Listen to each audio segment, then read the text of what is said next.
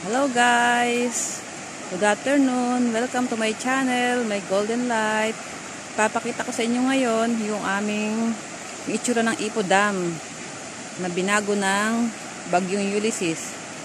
Medyo gumanda-ganda naman ang lugar ng swimmingan kasi dati medyo maraming dabo dito. Ngayon, lumuwang siya. Ito, may mga bisita kami ngayon. Mga taga Bulacan din, mga kapitbahay namin. Ito, nag-swimming sila ngayon dito sa may pinaka-ilog. Enjoy na enjoy sila. Yan. Yan, kasama nila si Mudra. Hello guys, kaway-kaway kayo. Kaway-kaway. Kaway-kaway. Dalawang gagan. Mother, kaway-kaway, mother.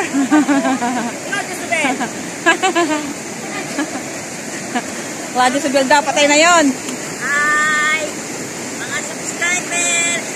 Mag-like kayo ha! Sarap na dito! Wow! Wow!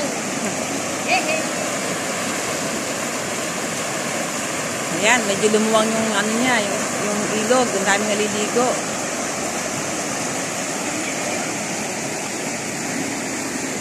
Ito ang mabuting epekto ng Bagyong Ulysses.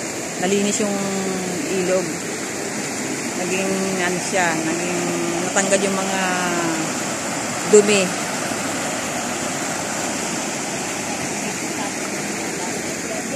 Yan, enjoy sila.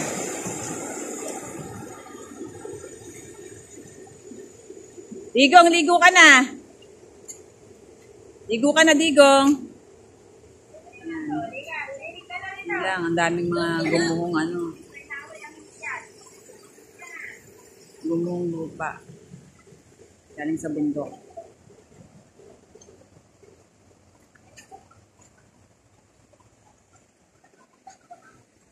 Ito yung paligid ng ilog.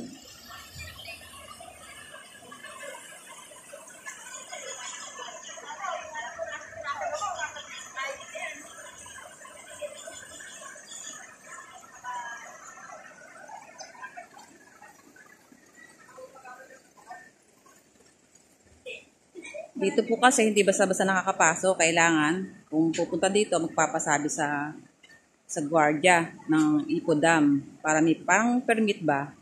Para alam nila kung saan pupunta. Kasi just in case nga naman na magpapasok sila ng hindi nila kakilala. Tapos, wala naman palang kakilala dito sa loob. Gusto lang maligo. At kung ano man ang mangyayari, sagutin nila yon. Kaya tama lang na naghihigpit yung gwardiya sa gate ng Ipo Dam. For security purposes din siguro yun. Yan po. Okay, yan. Nakita nyo na yung ilog ng Ipo na binaha ng Bagyong Ulysses. Pero at least may mga magandang naidulot naman. Balik uli sa dating gawe.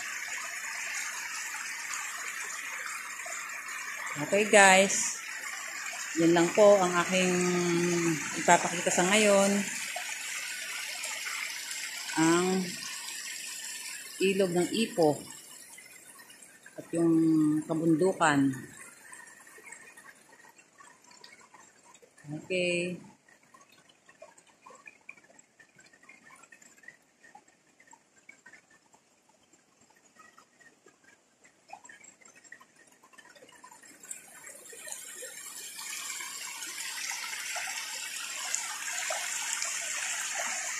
Okay, bye-bye.